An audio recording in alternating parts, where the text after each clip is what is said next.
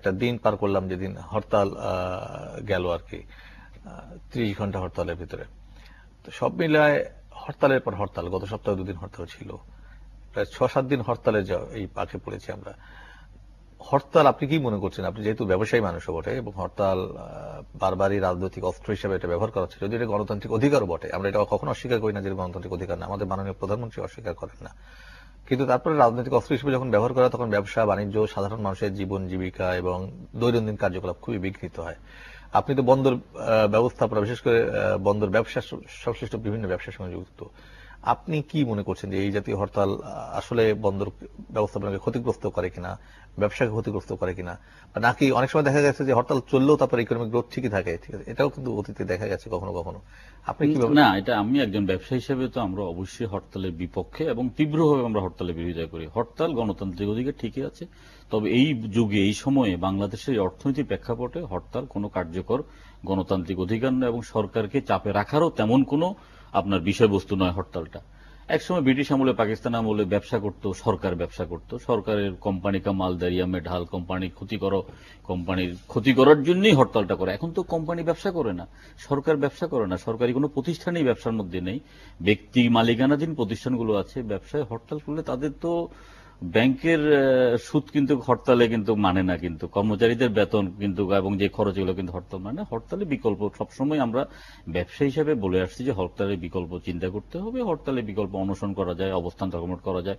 এ ব্যাপারে সরকারকে কিন্তু একটা উদ্যোগ নিতে হবে যে শান্তিপূর্ণভাবে মিছিল, মিটিং, অবস্থান ধর্মঘট, অনশন ইত্যাদি যেন বাধা না দেয়। এই বাধাগুলো না দিলেই কিন্তু হরতাল দেওয়ার মানে কারণটা অনেকটা কমে আসবে।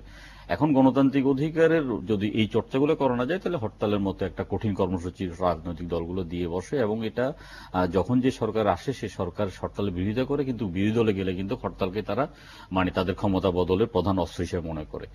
আর চট্টগ্রাম বন্দরের প্রচন্ড একটা চাপ সৃষ্টি হয় হরতালের মধ্যে। হরতালে জাহাজের মালামাল উঠানামা করলেও কিন্তু এগুলো ডেলিভারি দেওয়া যায় না, ইয়ে করা যায় না, এমনি যে একটা কন্টেনার জটের মধ্যে পড়ে যায়। তখন চট্টগ্রাম বন্দর এই মুহূর্তে অত্যন্ত ভালোভাবে চলছে, একটা নতুন ব্যবস্থাপনার মধ্যে চট্টগ্রাম বন্দর আপনার জাতির আশা আকাঙ্ক্ষা পূরণ করতে পারছে। গত অনুষ্ঠানে আমরা বলেছিলাম যে চট্টগ্রাম বন্দর অত্যন্ত ভালো চলছে। আপনি হয়তো দেখেছেন এবং আপনাদের টিভিতে একটা আপনার রিপোর্ট এসছে যে মানে এশিয়ার 69টি বন্দরের মধ্যে চট্টগ্রাম বন্দর সর্বশ্রেষ্ঠ অবস্থানে আছে। অর্থাৎ এই সুযোগের মধ্যে, এই সুযোগ সুবিধা, এই যন্ত্রপাতি, এই জায়গা মানে এরিয়া, ইয়ার্ড স্পেস নিয়ে নানা লিমিটেশনের মধ্যে চট্টগ্রাম বন্দর তার একটা শ্রেষ্ঠ কার্যক্রম করে যাচ্ছে। এটা একটা গর্বের বিষয়।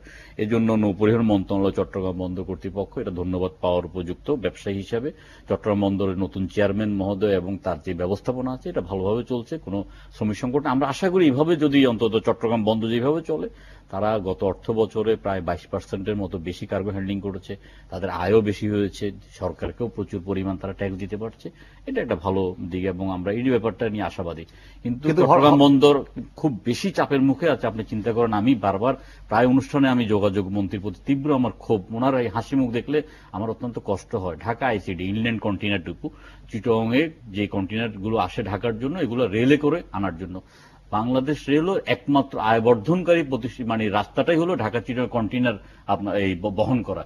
কিন্তু এখানে ট্র্যাকের অভাবে মানে ওদের ব্যবস্থাপনা সংকটের কারণে চট্টগ্রাম বন্দরে পাহাড় পরিমাণ কন্টেইনার জাম হয়ে আছে, ঢাকা আসতে পারছে না। ঢাকা কন্টেইনারটা না আসার কারণে গার্মেন্টস ও অন্যান্য প্রতিষ্ঠানগুলো ব্যাপকভাবে ক্ষতিগ্রস্ত হচ্ছে। ঢাকা আইসিডি কি পরিচালনা করবে গত 3 বছর এটা সিদ্ধান্ত নিতে পারে নাই। এইরকম সিদ্ধান্তহীনতা নিজের ব্যবসা বাণিজ্য বাড়ানোর জন্য, নিজের আয় উন্নতির জন্য খুব দ্রুত সিদ্ধান্ত নেওয়া যায়, কিন্তু সরকারে এসে সরকার দায়িত্ব পালন করার জন্য আরো দ্রুত সিদ্ধান্ত নেওয়া দরকার, কার্যকর সিদ্ধান্ত নেওয়া দরকার এবং জনগণের অন্তত কষ্ট লাঘব হওয়ার মতো সিদ্ধান্তগুলো নেওয়া দরকার। মাননীয় প্রধানমন্ত্রী এই ব্যাপারে দৃষ্টি দেবেন, আমরা এটা আশা করি। মানে তাহলে আপনার আরেকটু যদি স্পষ্ট করে বলেন যে আইসিডি ব্যবহারের বিষয় করে সিদ্ধান্ত নেই যে কারা বন্দর কর্তৃপক্ষ, নিয়ন্ত্রণকারী কর্তৃপক্ষ হবেন আইসিডির? ইনল্যান্ড কন্টেইনার ডিপোর জায়গাটা রেলের জায়গা, চিটাগং পোর্ট এটাকে অর্থ দিয়ে এটাকে ব্যবহার করে আর কি। এবং এখান থেকে রেলওয়ে একটা খুব ভালো ধরনের আয় একটা ভালো হিস্সা পাচ্ছে আয়ের এবং প্রতিদিন কিন্তু এটা পরিমাণ বাড়তেছে। চিটাগং পোর্ট নানা সীমাবদ্ধতার মধ্যে দিয়ে আইটি পরিচালনা করছে। গত 2 বছর যাবৎ রেলওয়ে একবার বলছে আমরা এটা পরিচালনা করব, তোমরা এখান থেকে গুটিয়ে চলে যাও। চিটাগং পোর্টে যে ইকুইপমেন্ট এনে যেটাকে একটা স্থায়ীভাবে চিন্তা করবো, এই চিন্তাটা করতে পারতেছে না। আবার 6 মাস পরে বলা, আচ্ছা ঠিক আছে, আরো বাকি 6 মাস তোমরা চালো, আমরা দেখতেছি। এইভাবে 2.5 বছর পার হয়ে গেছে। রেলওয়ে এখানে কি করবে বলে মনে হয়? রেলওয়ের ধারণা যে যেহেতু এটা একটা আয়বর্ধনকারী প্রতিষ্ঠান, নিজেরা চালাবে। এটা তো ওর আসে বলেই তাই বর্ধনকারী প্রতিষ্ঠান। এখন রেল তো সারা বাংলাদেশে একটা ট্রেনও কিন্তু সময় মতো চলে না, অসংখ্য রেল স্টেশন বন্ধ হয়ে গেছে।